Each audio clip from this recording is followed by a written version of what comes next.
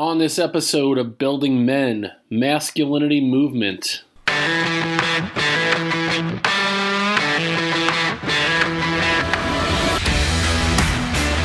Welcome to the Building Men podcast. I'm your host, Dennis Meralda.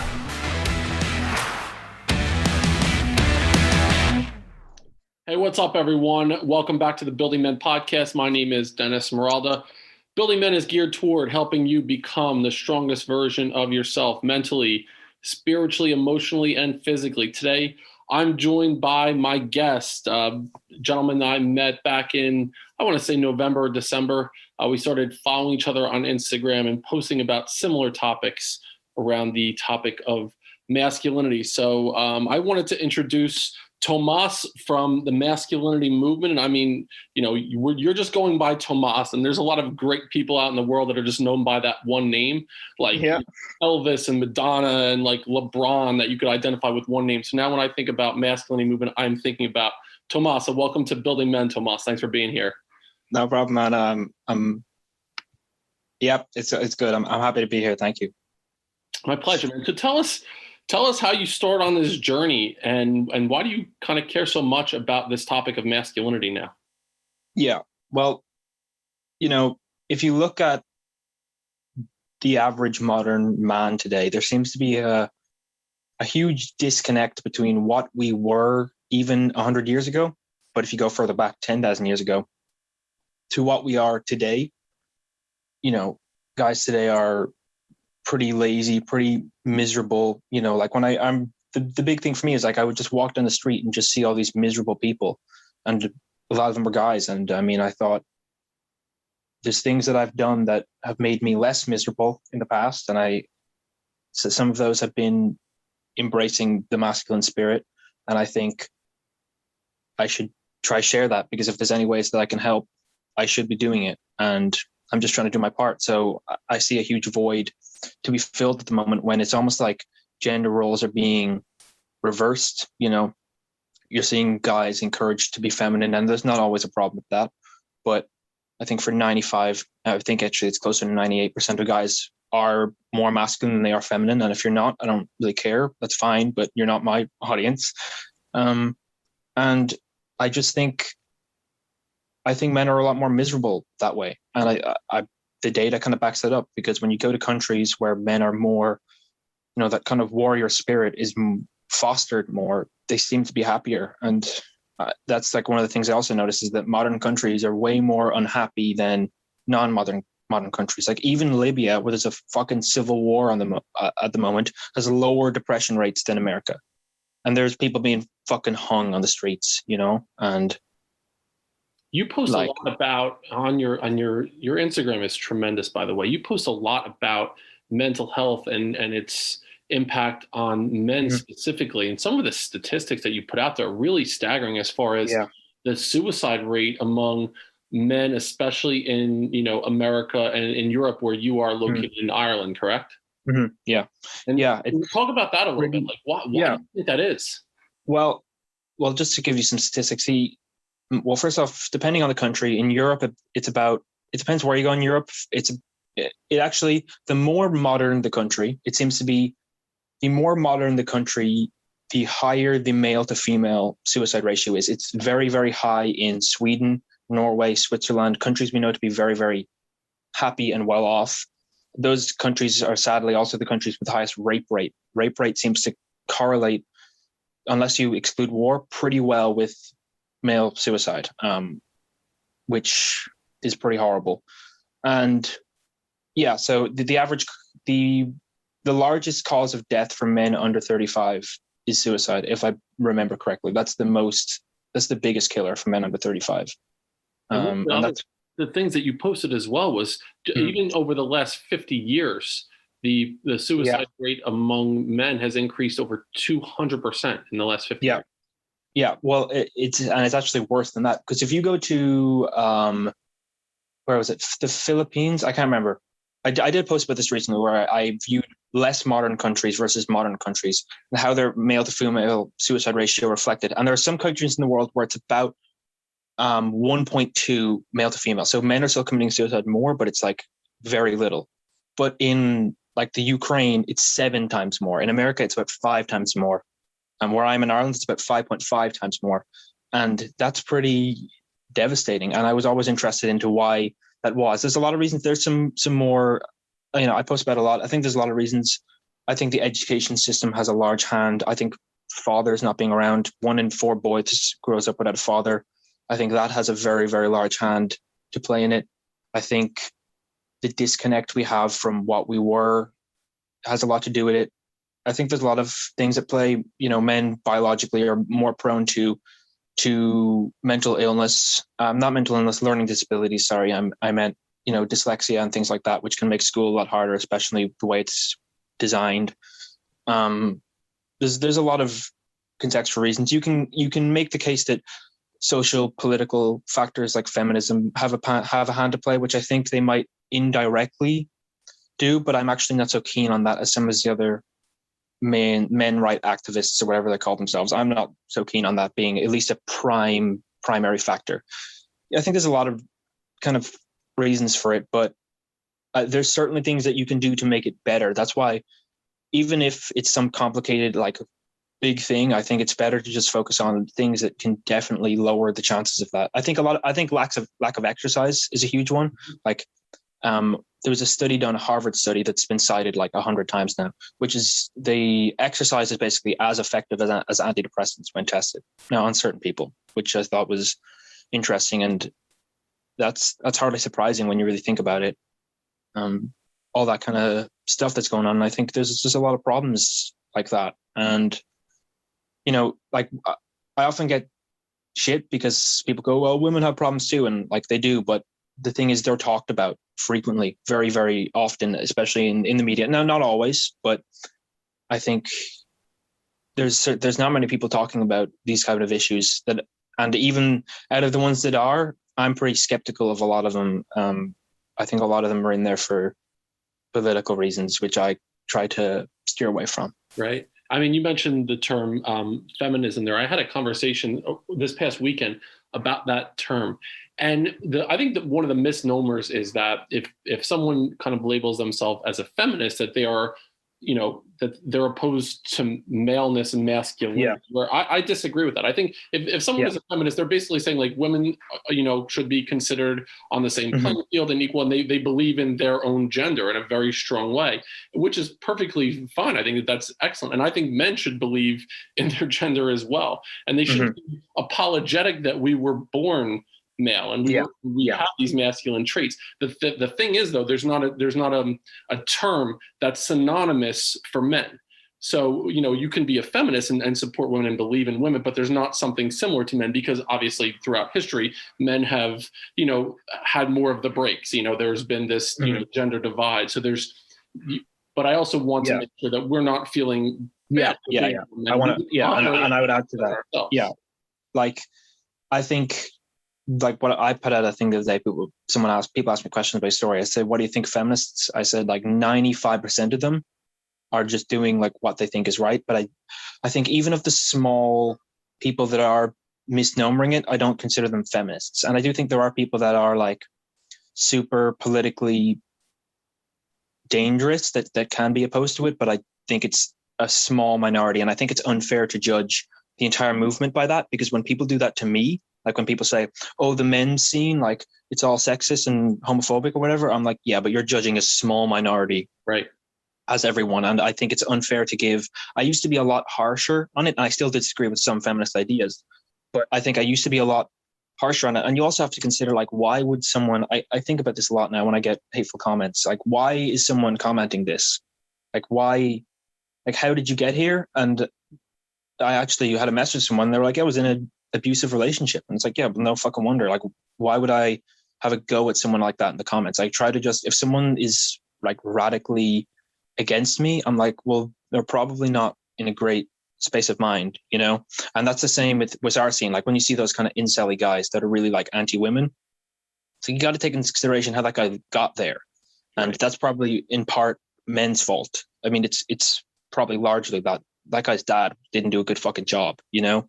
Like if that guy, you know, you see those guys kind of like broken guys who like had one bad experience with girls, sitting around playing video games or whatever, the stereotypical guy, and they kind of hate all women. Like that's what there was I'm making a post about it at the moment. There's a guy who did a massacre shooting in New Zealand, and he was like that. He was posting on like online forums about how like women were evil and horrible because he was rejected by this like one girl, and he went and committed a fucking shooting. And I'd like really try to be very careful. Like I even have in my bio, I don't do politics.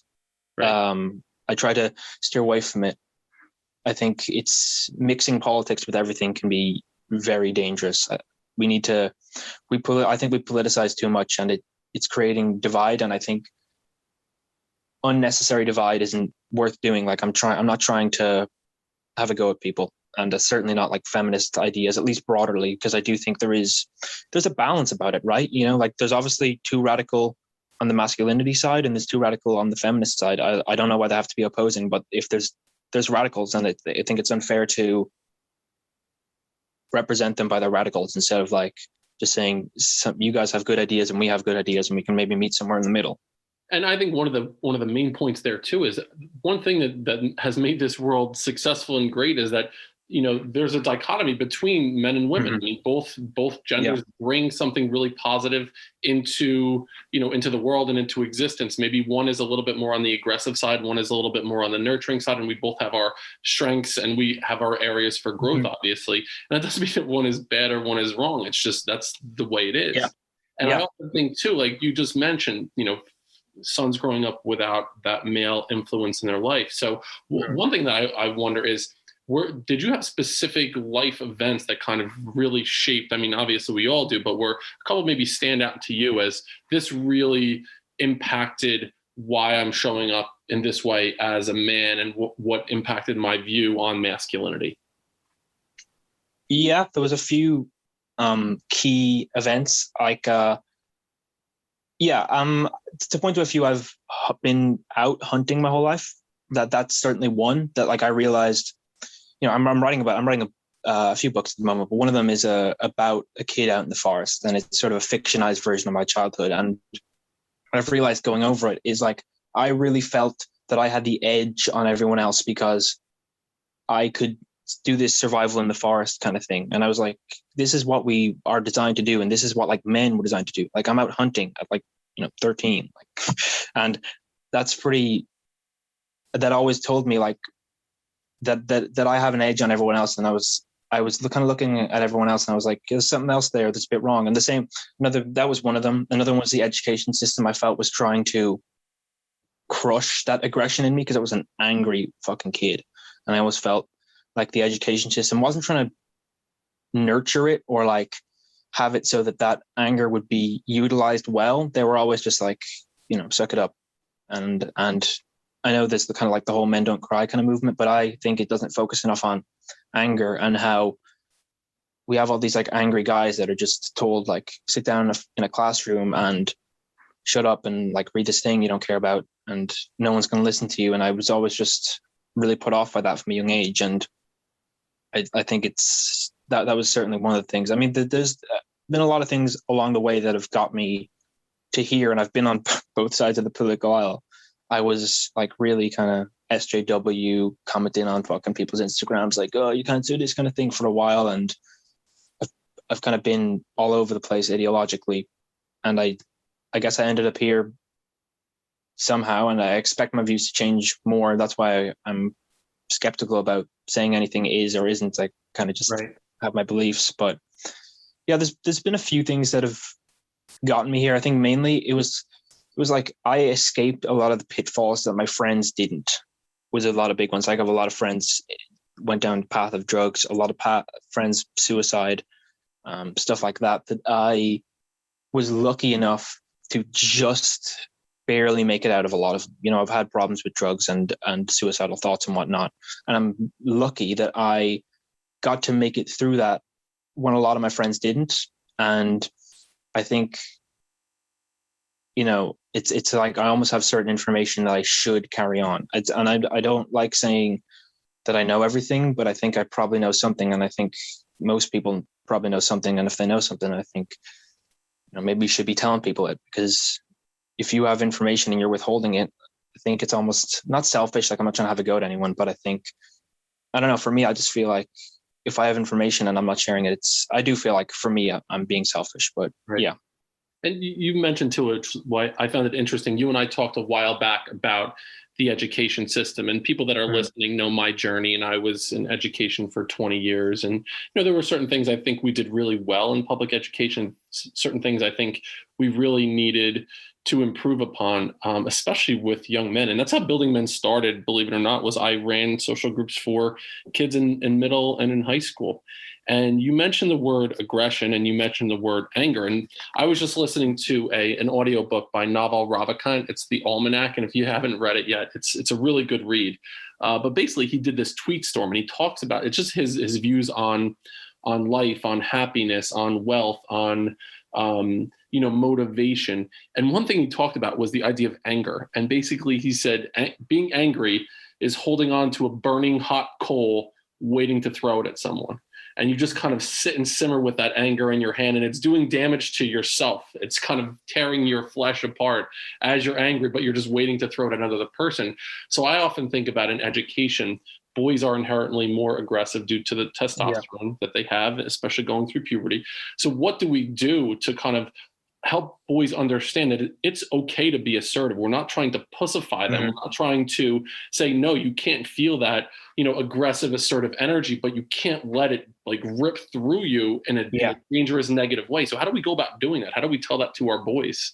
Yeah, well, I would say, there certainly is a problem with that. And one of the things I'm a big fan of Jordan Peterson, but one of the things and I said, don't do politics, but one of the things I disagree with him on is he says that he describes anger as a negative emotion. And I always thought that was wrong, because with anger, I think it's just like an energy. And I think what you do with anger depends on whether it's a positive or negative emotion. Like I know guys, terrible fucking background, that go into sports or get a job physically. And it doesn't even have to be physical. I think that's just easier to explain. That anger is really a powerful motivating force, and it can be, if fostered. And I think it's really dangerous trying to suppress people's anger, because it doesn't get rid of it.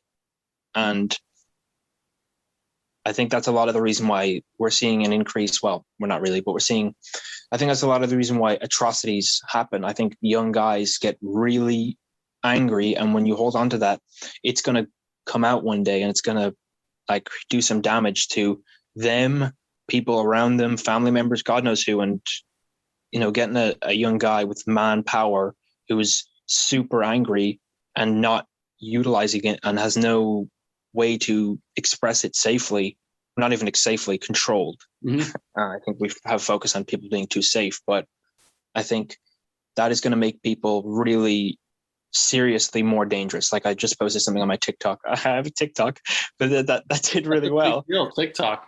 You're not doing dance, are you? Yeah, well, I kind of made it as a joke, honestly. I put something on it, and I was so disappointed. I posted on it, woke up the next morning, I had 2,000 followers, and I was happy, but I was also like, this took me like 6 months to do on Instagram. Like, why is it happening so quick? But yeah, it was a clip of Jordan Peterson, and he says like, a good man is not a harmless man. Basically, a good man is a very, very dangerous man that keeps the danger under voluntary control. And I think that's really something important that I think you almost need to have that anger and aggression in you, but if you don't control it, then it's terrible. And if it's not there at all, nothing to control, it's terrible too. So it's kind of helping young men understand that they are going to feel that emotion. It's what do you do with it? Yeah. You push it down, and it's like shaking up a soda bottle, waiting for it to explode, or do you find a healthy way to channel that feeling and emotion to something that will serve you better for your future? It's so funny. One thing, as I was kind of preparing to talk to you today, I pulled out this quote from the Jordan Peterson quote. He's basically saying, we teach our boys to be nice, to be super gentle, to not be assertive, to be passive. He said, no, that's wrong. He said, be a monster. They need to, and then Joe Rogan replies like, you'd rather be the warrior in the garden, not the gardener in the war. And that was the thing. So understanding like to be able to harness that, that emotion, but do it in a positive, productive way. We don't want to teach our young men to, instead of being a beast, like as you're younger, you feel like this, I want to be a beast. I want to control the world. I want to take on the world. And then men get to be in their 30s and 40s, like my age. And all of a sudden they went from being a beast to being a little fucking puppy dog in their wife's purse.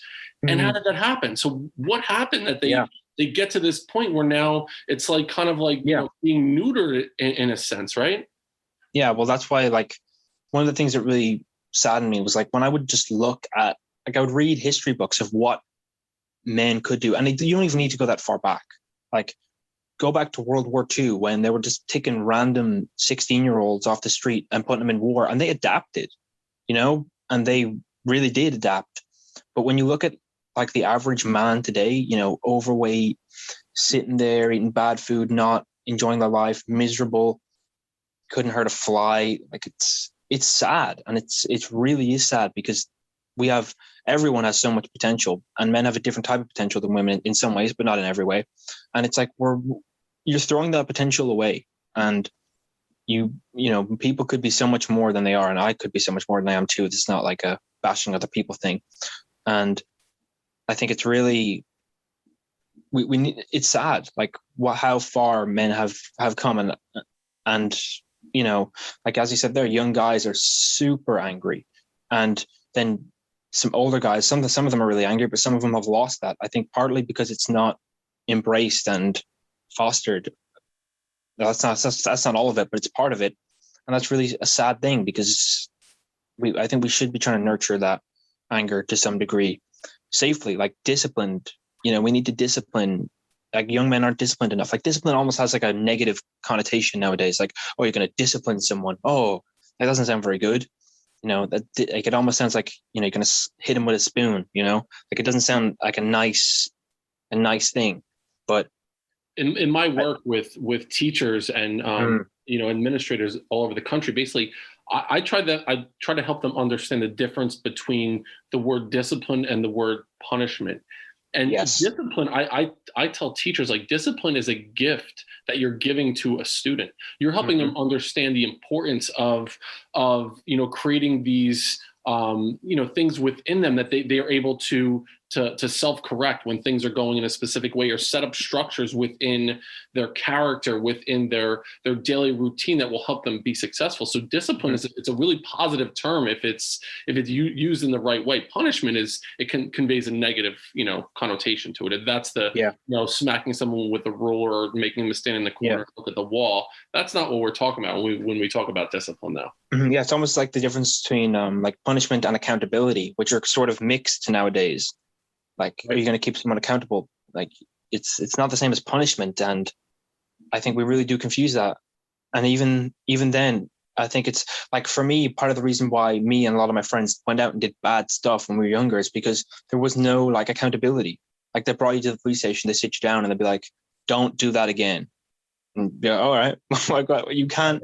Right. And when you let that just free, like, I mean, the police already talked to me about this. I'm not going to get in any trouble. Me and my friends used to walk down the road with padlocks on ropes and just hit car windows with them and just run off. Like, because like we could, and it was fun, and no one stopped us. Like, the police, even when they did take us in, would just be like, "No, don't do that again, lads." And then they'd send us on our way. And it was a terrible thing. And because looking back on it, I was like, how pathetic of them. They could have done anything, they could have given us anything. And actually the best thing that me, and his name was Dean, ever had was we were out doing that kind of stuff in the woods one day, and this guy came across and he was like, "What are you guys doing?" And we're like, "Oh, nothing." And then he was like, "Yeah, nothing good." And he was like, "Do you want to come work for me on a farm?" We stumbled near his farm. "Do you want to help fix this fence?" And we're like, "Yeah, we'll help fix a fence. That sounds fun. We get to carry a big piece of wood and move them around. Yeah. Use a hammer. That'd be great." And that was the best shit. Like, everything stopped once we had that. Once we had like something to do that wasn't like, we were like, "Holy shit, this is great. We get to pick up stuff, move it, we get some money." And like, that was great. That was like the best shit ever, when we just found out that there was other ways we could do shit. Because like, you got so much fucking energy. You bounce up and down. And you bounce up and down, bouncing the fucking roofs off. And then when some guy's like, "Yeah, you can just do this, move this wood for me." And that's just that was such a good thing for me. And I think we really do need to make sure that there's a level of discipline and accountability there that young men don't really have. And, there was a study that I just read yesterday in Ireland. We sometimes students will, when they're like 16, 17, they'll do like an apprenticeship on the side. So for about 20 hours a week, they'll learn like engineering or to be an electrician, a carpenter. And you might expect those kids to do worse because they have less time to study, but they actually did better in their exams. They did better. And the reason for that, as far as I'm concerned, is because they had to discipline themselves. You know, they had to learn time management, and they had to learn how to be more productive and efficient and put down their phones. I think technology is a large part of it, right? It's easy to spend 6 hours on your phone, but yeah, I think we don't focus on discipline enough. It's got a negative connotation to it, and it's been the most helpful tool in my life. The fact that I had that edge on people, where like if I sit down to do something, I know that I can actually get it done. Now, sometimes the hardest part is sitting down, but you know. Right. And what a great point that you made about that apprenticeship or that stewardship idea. There's so much there to talk about too. One of the things that I truly believe is that young men will learn masculinity not by reading and listening, where I think that that's important. Like I was going to ask you too about certain things that you think, stories and books and podcasts and things that our sons or our the younger generation need, where I think that that's important. But I think observing men in a situation really kind of helps teach them that idea of masculinity through that idea of example. So for you, like running around like a fucking wild man, hitting locks into windows, like, you would have continued on that journey, but there was a man who took an interest in you and was like, listen, stop being an asshole, fucking pick up the hammer and a piece of wood. I'm going to show you what to do. And you're like, someone's taking an interest in helping me rather than, like a veiled, threat. Oh, keep going, lads. You're going to get in trouble in the future. No, somebody said, here we go. This is what we're going to do. And I firmly believe one of the problems with masculinity is that we lost this kind of rite of passage for young men. I believe that you and I have talked about it in the past that, historically, there were these boys, they were in this kind of tribal environment, right? And the men of the tribe would come and steal the boys away from their moms and take them into the woods for 3 days. And they would,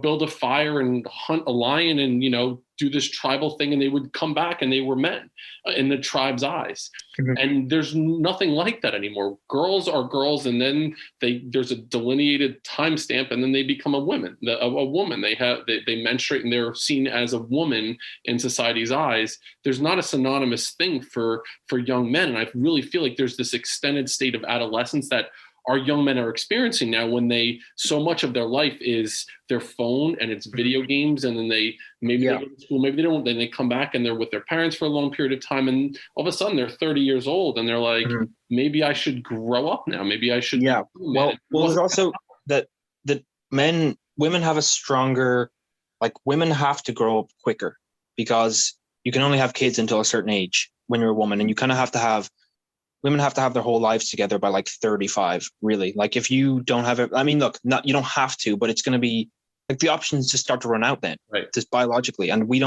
men don't have that time frame. We have the advantage there. And also I think for women, maybe I won't say most, but a lot of women will just say, I would like, what would bring me a lot of meaning in my life? Having kids, that'd be great. And for men, that's it too, but it's not as obvious. And I think men kind of have to pave the way a little bit more. Not always, and I'm not saying women don't have to work or whatever and shouldn't want to, but I think for men, it can be less obvious what they would actually want in their lives and how to actually get there. There's a lot of guys who really want something and have no idea how to get there because it's a lot more complicated. Not always, like I'm not trying to say that's always the case, but I think sometimes it's less obvious for men partly because they have a longer time frame. It's like they'll procrastinate for decades, like literally, having kids, I'll do that a bit, play video games for now. And then 10 years pass and then 10 years pass and then 10 years pass. And then you're like 40 and, you're nowhere. And I know a lot of guys that do that and it's sad, Right. Absolutely. And as I think about that idea of, I don't know, these ritualistic rites of passage, what are we missing out on now? I mean, I think about, rites of passage that I have. I still remember, going to a football game with my father when I was in like 9th grade. And, he invited me to a Monday night football game with him and his buddies. And, we kind of stood in a circle. They told stories about growing up and, touching boobs, and they cracked open a beer, and I had one with them. And I still remember that for me, that was this moment that I felt a part of this kind of tribal sense. And then I think about, getting my driver's license. Once I had the freedom to be out on the road and I had this experience, that was a rite of passage for me. Getting my first job. So there were certain things along those lines of rites of passage, but it's not a societal thing anymore. It's not like there are these things that we would consider to be rites of passage for our young men. And plus, you can get away with not doing them for longer. A lot of people's I know people who are 27 and their parents give them money every week and they live with them. And I always just thought, if you might be thinking that you're doing something good for your kid, but I don't think so. He's not a kid, he's 27. And I think by giving him money every week, you think you're helping him, but you're not. I think we do that for too long. I think parents, what the fuck do I have to say about parenting? How would I know anything? But I think we give too much. I think we're given too much when we're younger for free. Like one of the things I'm really happy that happened to me was I kind of had to work for everything. And I used to be resentful for that. But if I wanted something, it was like, you can work for it. And it was like, you can work for it, and here is how you work for it. I think that's the best thing, because first off, it makes you appreciate shit a hell of a lot more, because when you have to work for that chocolate bar, you're a hell of a lot more grateful for it than when you're just given it. And it's not something you just take for granted. And I think gratefulness is something I talk about a lot, but that's certainly something that we need to focus on more, I think, is the fact that we don't really have to work for a whole lot of shit. I almost felt cheated. For a lot of my friends, felt almost cheated because they were like, wait a second, I've been given everything for 18 years and now I have to go work for 8 hours a day. What the hell I have to give? I've been taking for 18 years and not giving anything, my time, I guess, in school, but it was always for me. And now what? Now I have to go out and work and do stuff. I don't like that. I think we drop. It's almost like one day you turn 18 and we just drop a whole world worth of responsibility on people, when I think it should be more integrated throughout the years. It's kind of, I use a term all the time, a gradual release of responsibility. Yes. Doing it okay, I do it, then we do it, and then you do it, to kind of set people free and be able to do it on their own. And I talk about it in an educational sense, but it makes sense when you're talking about it with rites of passage with young men. And I also think we definitely do the next generation disservice when we swoop in and we solve their problems for them. We need to help them understand that they're going to fall down. It's part of life. You're not going to go through life and experience no hardships whatsoever. But what we do now as parents, I see it as a principal. I saw it for years and years, where parents would come in and they would want to set up a meeting with a teacher, with a principal, because their child got a bad grade or because there was a disciplinary consequence for whatever the infraction was. And I'm telling them, listen, you're doing your kid such a disservice right now. Let them experience what it feels like to make a mistake, to fall down, and then to understand, I need to be able to pick myself up from this difficult situation. If they can't do that, if they can't understand how to do that, we're setting them up for failure as an adult when they finally experience it. Like you mentioned, finally experience something like that. Now they don't have the tools to be able to really handle it and to make it a better situation for themselves in the future. Yeah. And one of my best friends, his name's Graham. He's probably listening to this. His dad is I don't know how much he's worth, but it's at least 50 million. And his dad never gave him anything. His dad would give him stuff, but he had to work for it. His dad would send him outside. He has a huge house. His dad would be like, clean all this stuff, rake the leaves, do all this stuff. And he's one of the most grateful guys I know, because he has all this stuff, but he's worked everything he's worked for. And I mean, look, I'm not saying you should be like, oh, you have to clean the car or you're not eating dinner tonight. But I think at a certain point, you have to make kids work for things, make people work for things, because otherwise they won't be grateful. That's one of the problems I've been thinking about a lot recently, about the government giving people money. And, I think sometimes it's needed, disability and whatnot. But I've always just thought a lot of men actually don't take disability or money from the government because they just feel like, I haven't earned this, and it almost doesn't feel good, because it feels almost wrong when you're being given something and you're not doing anything. For me, sometimes I watch a lot of YouTube and stuff, and I'll watch someone and I'll be like, I've taken so much from you. I've watched all this stuff. You're putting all this time into it and I'm not giving you anything. And that's why I always just kind of feel sometimes like that. And I think when people are given everything, you don't really feel good about it. At least for me, I never liked it when people would just give me stuff. And it also kind of implied that I needed it, right? When someone was like, hey, you want this stuff? It almost implied that I couldn't work for it myself. And that was something really sad to me. I don't think we make people independent enough, and especially not young men. Like even when, I remember in school, there was like one time where a kid was calling another kid a name, you're stupid or whatever. And he was like, the other kid was just trying to talk it down, and they were just talking about it. Like he was like, hey, maybe you shouldn't call me that and stuff. And then I realized, wait a second, you can just not tell the teacher and just like try to deal with it yourself. Like that's a crazy thing. I thought the first thing you should do is someone calls you stupid, you say, hey, miss, this guy called me stupid. Can you please fix that for me? And then I realized, looking back on that now, like how crazy is that? Like what, calls you stupid? Like what are you going to get when you go out in the real world? Miss isn't going to be standing there when like your boss is like, you're fired. Oh, miss, you fired me. Can you please come help? Like that's not going to work. And I think that's a huge problem. I totally agree with that. It's funny you mentioned that even with my own kids, not that they're dealing with a lot of issues with their own teachers, but if there's an issue, and they like, Dad, well, this is what's going on. And I'll say, what did your teacher say about it? And at first they would kind of look at me like, what do you mean? Well, you tried to solve that problem by yourself, correct? Like you tried to deal with it. No, well, start there. You talk to the person or talk to the other student, or, try to handle it yourself. And obviously as a parent, you want to be that safety net and you want to step in if there is a situation that is challenging for someone. Yeah. But you don't want to solve all their problems for them. Again, you don't want to, like, you try to figure it out for yourself, go through that experience of that cognitive dissonance. There's something in my head that's not making sense. Let me try to make sense of it. Let me try to figure it out and solve the problem. If I can't do it, obviously I would be there to support.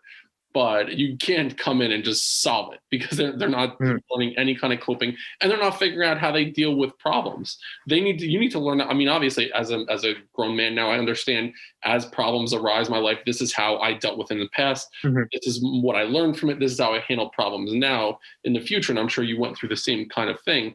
If you don't experience that, you don't understand how you deal with problems yourself and how you show up in those difficult situations as well.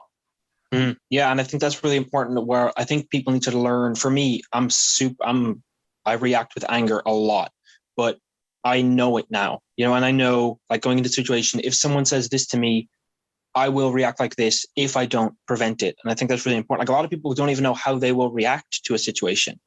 And I think, how can you prepare for a situation in your head if you don't even know how you're going to react? Especially really impulsive people, and a lot of people are really impulsive. Nowadays, I think people always have been. I think they're just not disciplined. And yeah, I think it's really sad what we're doing to make people less independent. And you'd hope that, like, I'm not saying you shouldn't support people, but I think, like, teach a man to fish is better than giving him a fish like every day for the rest of his life. Right. I think if we just taught, like, here is, you want to fish? Oh, Dad, I want to fish. Give me a fish every day. No, here's how you catch a fish, and you can just go out and do it, and then you can catch as many fish as you want. Actually, you can actually catch more than one fish, and I don't even have to catch it for you.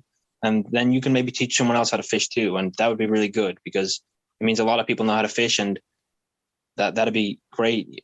And I think that's something we need to instill more. Is like, oh, some kid's being mean to you. Like, here is how maybe you should deal with it. Like, how are you going to deal with it, and actually take it down with them instead of going tell the teacher, because that was for me really tell the teacher, tell the parents, they'll step in. Don't do anything for yourself. And it really just made me feel like, wait, I can't even deal with like this. How am I going to deal with anything? Like, how am I going to deal with anything in life if I have to tell the teacher and my parents about it? Like, they're just going to fix it for me? That doesn't seem like a good way to live your life based on being helped all the time. And there's nothing wrong with help, but like, my thing is, you should only really help someone up if they can't get up on their own, and because you're doing them a disservice when you're helping someone up and they don't need it. You really are doing them a disservice, because it's better to just be like, hey, stand up yourself, man, because you're not going to last very long. And there's also And, that accountability piece as well. You and I have discussed it a lot, and we're pretty much accountability partners with a couple things. yeah. Me with, your the book that you're writing, and you with me with the podcast, and some of the Building Men things that we definitely hold each other accountable for certain things. And there's also that piece when it's really easy to let yourself down. It's super easy to let yourself down, but when you have to look at someone else in the eyes, or when you have to say, I let you down now, that's a totally different situation there. So when there's that accountability that comes along with trying to help someone up, I think that's where that's the sweet spot. That's where there's the real power. Yeah. Yeah. Because a lot of people don't even I think a lot of people think that making their lives better would take so much effort that it's not even worth it. That's why, for me, for a long time, I was like, it's better to not have a large friend group, because it's more people that I need to take care of, I suppose, in some sense. And I thought maybe it's a lot easier if it's just me out on my own, because that means that if I fuck up, it's just me who bears the consequences. And then I realized you're looking at it the wrong way. Something I just thought about yesterday, which I think is important to talk about, is I think there's almost no difference between caring for other people and caring for yourself. And let me explain what I mean. I was just thinking about this yesterday. I really I was going to bring it up to you anyway, but I think people, if you care about the people around you, you're almost investing in your future self, if that makes sense. Because if your friends or family, if you're caring for them and actually caring for them, not like coddling them, then I think you'll see a lot of that back in the future. Like, I've been thinking about that a lot, because a lot of people say, don't, I think one of the things we do with young women is we tell them to be independent and like fight for yourself and that kind of thing. And that's, to a degree, that wasn't happening enough, and women were just focused on, supporting their families, whatever. And I think independence is really important, but to some degree, caring for other people I think you'll see all of that back in the future. If you give someone a hand up now, then they'll give you a hand up afterwards. And that's one of the things that's been really useful for me, is having a set of people that you really care for. You'll see some of that back, if that makes sense. I think people don't do that enough. Like, people draw the distinction between you have to care about other people or you have to care about yourself, and you have to, like, there's a balance, obviously, but I think people either say, don't be selfish and don't put yourself first and whatnot, but people do the opposite too. If I'm making sense, I could be talking absolute bullshit. I haven't really thought this. The way that I look at that, in a sense, is, you're in an airplane, and the steward or stewardess is talking to you about, if there should be some kind of a catastrophic event on the horizon, the oxygen masks fall down. Basically, they say, if you're with children, you put the mask on yourself first, to make sure that you're able to breathe, to be able to help the person next to you, in a sense. And that's the way I kind of look at that self-care versus with other people. For me, myself, over the years, I would put myself second, in a way where I felt like the right thing to do was to, not go out and hang out with my friends and not do this, because it wasn't, if I'm a family man and it's going to look a certain way, I needed to put myself second, third, fourth, fifth.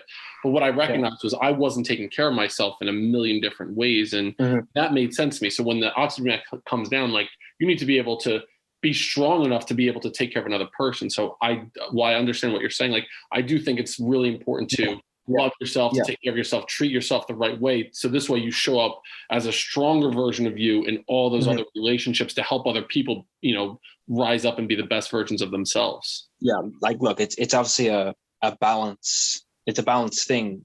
I think people will go radically in either way if they're wrong about that. Something the U.S. Navy SEALs do, if I remember, is when they're diving in the water and someone's equipment gets shot, they say, check your partner's equipment before you check your own.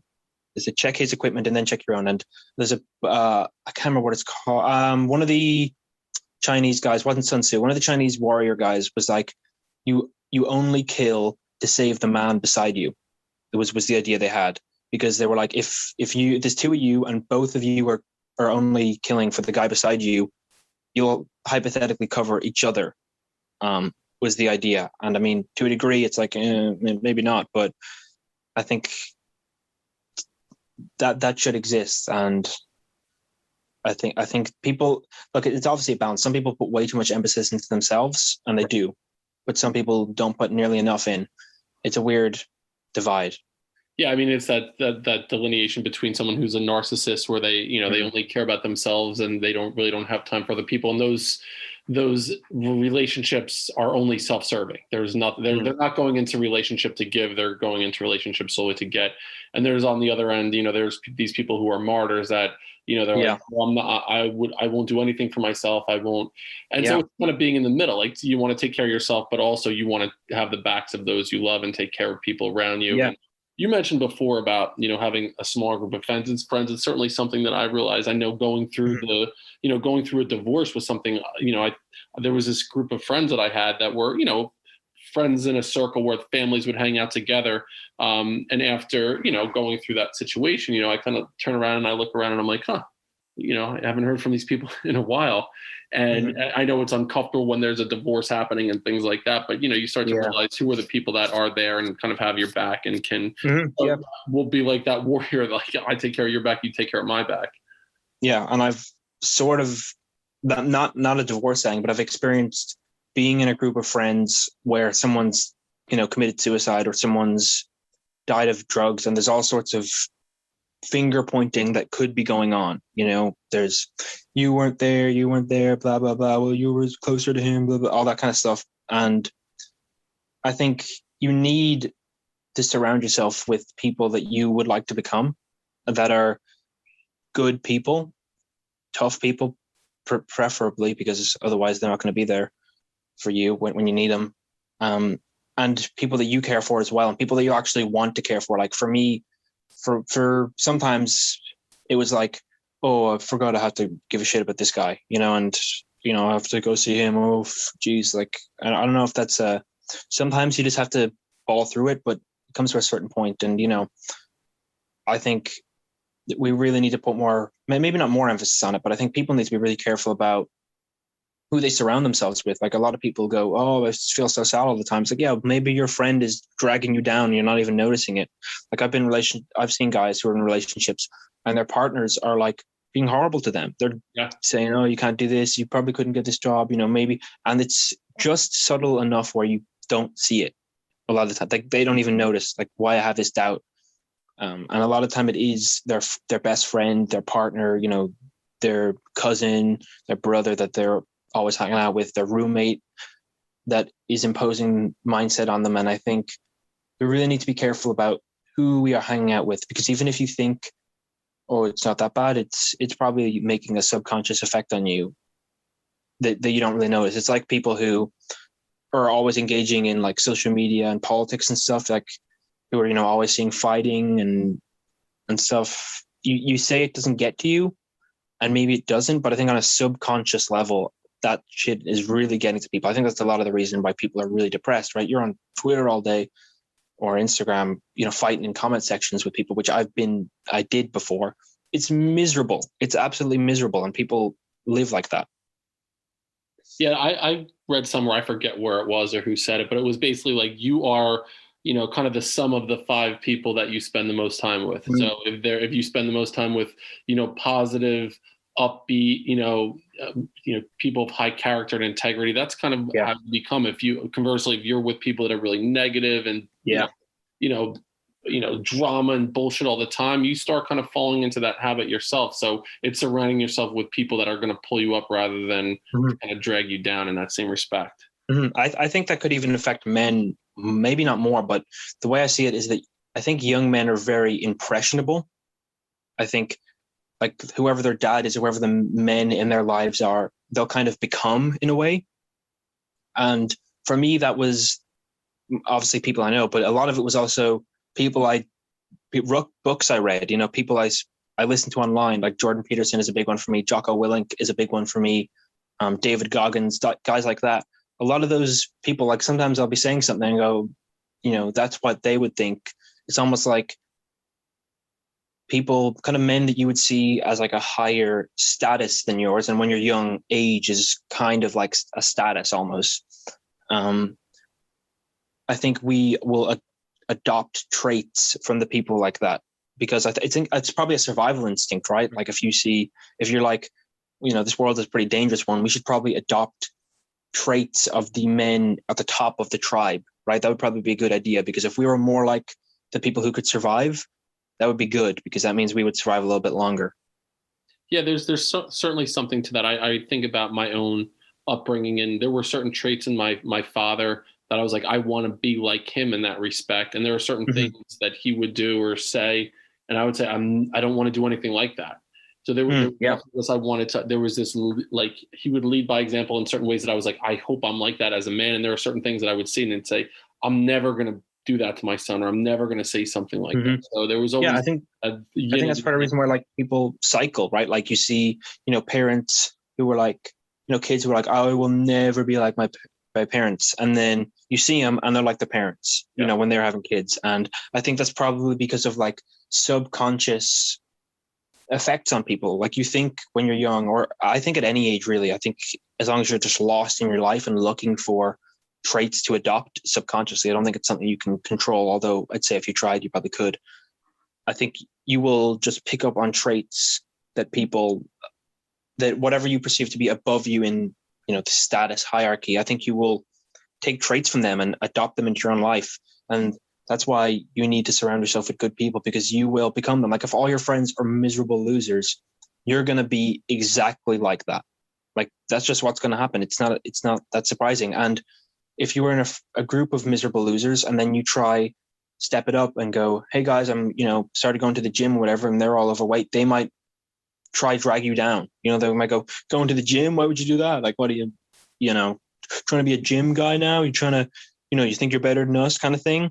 And I've seen that happen. I've been there where I've tried to elevate myself and then people have tried to drag you down. And those people aren't your friends, for sure. If you are trying to pick your life up and someone else has something to say about it, they're not your friend. Jordan Peterson has an idea of like, a friend is someone who wants the best for you, which sounds simple, but like that's what a best friend wants, is someone they actually would like your life to be as good as possible, not I'd like your life to be where my life is, And that's a real thing. I mean, someone would say, I would love for you to be the best you can be, as long as it's not raising your level up to a different status than I am. That's not a friend right there. And you mentioned, the group of friends that you're with. I think about like a basket of crabs. You don't have to put a lid on a basket of crabs, because once one gets close to the rim to get out, the crabs beneath will pull the crab down every single time. So crab will not escape the basket, because they will, bushel of crabs, the crabs below will pull that crab right back down in. Yeah. And I had a friend like that where he went to college when he was 16, which is really young. Like most people go 18 here, and he was, 2 years above everyone else. And he's probably like 25 now. And everyone in his life was like, don't do it. Why would you do that? Like, what are you, some sort of weirdo? Most people don't go to college until they're 18. Like what, you think you're going to be as smart as university students kind of thing? And he came to me. We weren't really that close at the time, but he was like, like, why do you think people are having a go at me for this? And I was like, people are obviously jealous, and they know that you couldn't do that. Like they know that they couldn't get into university that young. Almost no one can't. And they're almost going to see like the imperfection and insecurities in them and try like project that. And I think that's where, do you know the singer Adele? Mm-hmm. Yeah, she was like, she went on a big weight loss journey, and she looks, way healthier now. And people were mad at her because they were like, why are you getting healthy? Like, you don't need to, you were fine the way we were before. And I was always confused by that, because I was like, if that's obviously just people that they know that they struggle with that. And instead of being like, wow, that's great that she got out of this and is healthier, they're just kind of resentful towards people being better, and it's sad. Absolutely. And there's so much. We could probably talk for another 2 hours on. Yeah. I'll close with this though. If you were going to give advice, so my son is 16 years old. He's a sophomore in high school right now. If you were to give some advice about maybe a couple books that he should read, or podcasts he should listen to. I can do books. Yeah. I've read a lot. I would recommend anyone under, actually, I would say almost any age, but especially like under the age of, actually, I really think any age, read Extreme Ownership by Jocko Willink. That's a must read. Read 12 Rules for Life by Dr. Jordan Peterson. I'm just reading the second one now, just finished it. It's good, but read the first one, I would say first. What else? I would listen to the Jocko podcast for sure. I would read Can't Hurt Me by David Goggins. I would read Atomic Habits by James Clear. I actually have a whole book list on my Instagram that if you're recommended, if people want to check out. But Extreme Ownership was the huge one for me, changed my life. I think everyone should read that. Extreme Ownership is just such an incredible book about taking responsibility in your life. And I really think it should be like mandatory reading for everyone. And also I recommend I always recommend people read war books about war and atrocity, because I think it helps people gain perspective and gratitude, because gratitude only comes from perspective. So I think that'd be good to read about. A really good book you should read The Gulag Archipelago. You should read a book called Ordinary Men, and you should read a book called Machete Season. And all three of those books will require a tough stomach. But I think you got to know about it to appreciate how lucky we are today. And I think those books made me a lot happier, which is strange, to say a book about murder and all that horrible stuff would make you happier, but I think it would. So, yep, that's all I've got. So I'll definitely have to have you back on in a couple months, and we'll catch up, and we'll continue this discussion. You and I talk once a week, and we could definitely continue this conversation for a couple more hours. But before you go, Tomas, let us know how we can find you. How can we get in touch with you? Primarily on Instagram at masculinity.movement. I'm on Twitter too, but like barely. I mean, I am on Twitter, but I don't really go much. That's masculinity. It's like masculinity MOV because they shortened it. So it's just like masculinity MOV, I guess. And then if you really, really are just really strange, you can follow me on TikTok as well, but don't do it. Just follow me on Instagram first, please, because I don't even like the fact that I'm on TikTok. So follow me on Instagram. I'm mainly on Instagram, and yeah, that's where I primarily reside. Got it. Well, listen, I really appreciate you being on here. I enjoyed the conversation we had over the last hour, and definitely I'll have you back on soon. We'll touch base. So thank you, Tomas. It was really great talking to you today. For sure, man. It's great. I'll put information in the show notes on how you can reach out to Tomas at masculinity.movement. Again, this is Building Men. Reach out to me on Instagram, building.men. You can follow me on Facebook, Building Men Podcast. Email me, buildingmencoach@gmail.com. Thank you so much for listening. Go a step further than you thought you could go today. And I'll see you next time on Building Men.